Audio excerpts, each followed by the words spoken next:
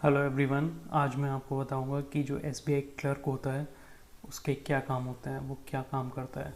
ये जो आपके सामने पूरी पीपीटी दिख रही है, इसमें जो उसके जितने भी वर्क होते हैं वो मैंने सब नोट करे हुए हैं। तो चलिए स्टार्ट करते हैं।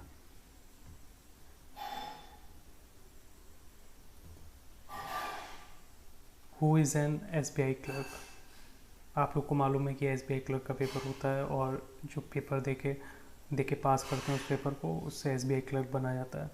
तो ये फ्रंटलाइन बैंकिंग सपोर्ट सिस्टम होते हैं जिससे कस्टमर डायरेक्ट डील करता है। तो ये एम्प्लॉयज़ होते हैं जिनसे कस्टमर डायरेक्ट डील करता है। इनका काम क्या होता है, उनकी प्रॉब्लम्स को सॉल्व करना और रिजॉल्व करना।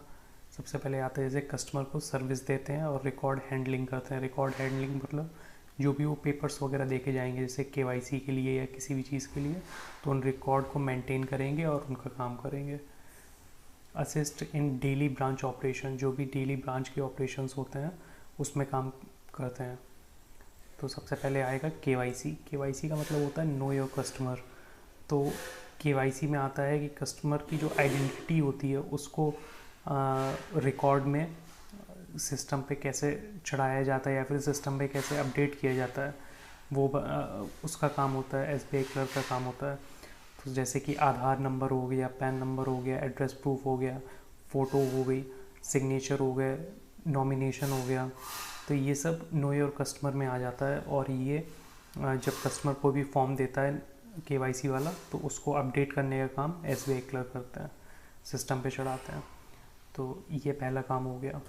उसके बाद ये सीटीएस होता है। सीटीएस होता है चेक ट्रंकेशन सिस्टम, जिसमें कि जो चेक्स वगैरह होती हैं उनको लगाना होता है। किसी दूसरी ब्रांच की चेक है और जहाँ से उस ब्रांच से उस कस्टमर का उस दूसरी ब्रांच में अकाउंट है और उस अकाउंट से स्टेट बैंक में पैसा आना है, उसका स्टेट बैंक में भी अकाउंट है, तो वो सीटीएस के थ्रू होगा। तो ये जो काम होता है ये भी एसबीआई क्लर्क के द्वारा किया जाता है। और ये डिजिटल चेक क्लियरिंग सिस्टम होता है, फास्टर एंड सिक्योर प्रोसेसिंग होती है। ऐसा है कि मनी ट्रांसफ़र भी होता है। मनी ट्रांसफ़र में NEFT, RTGS, IMPS, internal fund transfers आते हैं। तो बेसिकली सीटीएस और इसमें क्या अंतर होता है, मनी ट्रांसफ़र में ये जो होता है ये स्टेट बैंक के अकाउंट से दूसरे अकाउंट में जाता है, भले वो स्टेट बैंक का हो या फिर किसी दूसरे बैंक का हो। तो उसमें एनईएफटी, आरटीजीएस, आईएमपीएस आ जाएगा। और इंटरनल फंड ट्रांसफ़र में और जो होता है वो एसबीआई टू एसबीआई होता है। एनईएफटी, आरटीजीएस में जो एसबीआई टू अदर बैंक में होता है। और ये जो होता है सीटीएस, इसमें ऐसा होता है कि दूसरी ब्रांच से स्टेट बैंक में पैसा आएगा, पर वो जो चेक लगेगी दूसरे ब्रांच की वो स्टेट बैंक में ही लगेगी। तो ये जो काम होता है ये भी एक एसबीआई क्लर्क के द्वारा किया जाता है।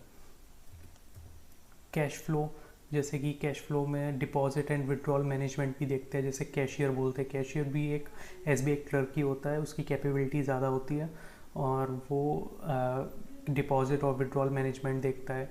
काउंट एंड वेरीफाई करेंसी करता है। करेंसी जो भी रुपए वगैरह होता है उसको कैसे, कितना रुपए किसको देना है, कितनी चेक जो चेक लगाई जा रही है उसको उस पर स्टैंप लगानी है, उसको देखना है, उसको सिस्टम पे चढ़ाना है। तो ये भी एक एसबीआई क्लर्क का काम होता है।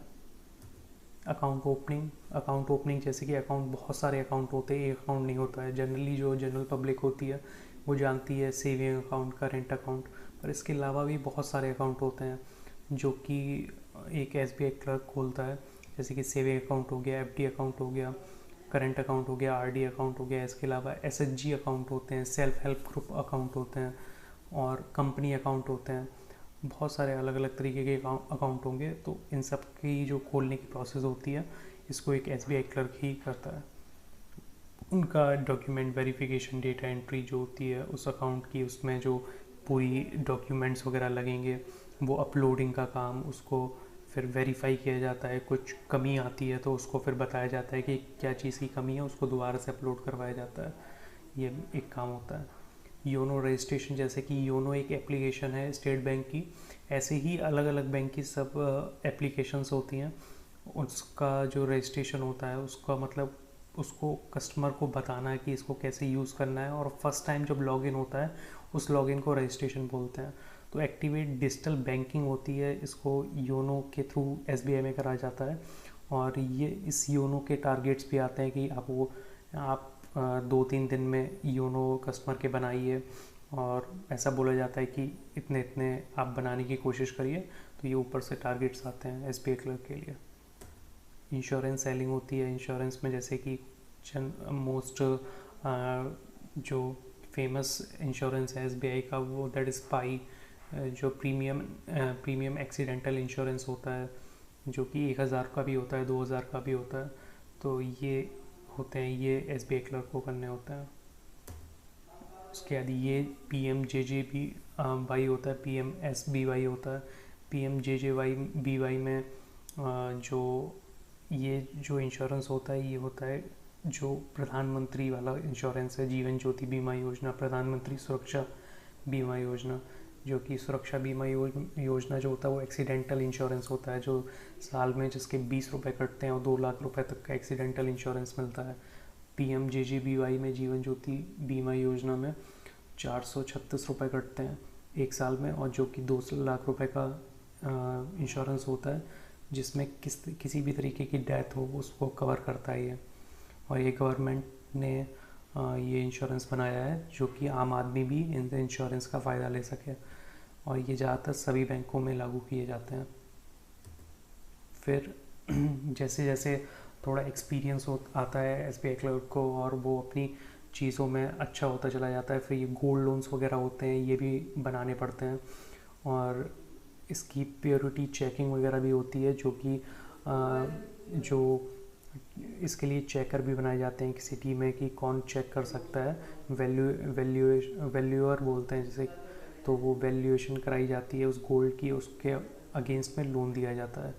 तो ये उसको गोल्ड को रखना, गोल्ड को कितनी वैल्यूएशन, मतलब उसकी वैल्यूएशन होगी और लोन मिलेगा, ये सब एक एसबीआई क्लर्क के द्वारा देखा जाता है, जब वो थोड़ा सा एक्सपीरियंस्ड हो जाता है बेसिक कामों में।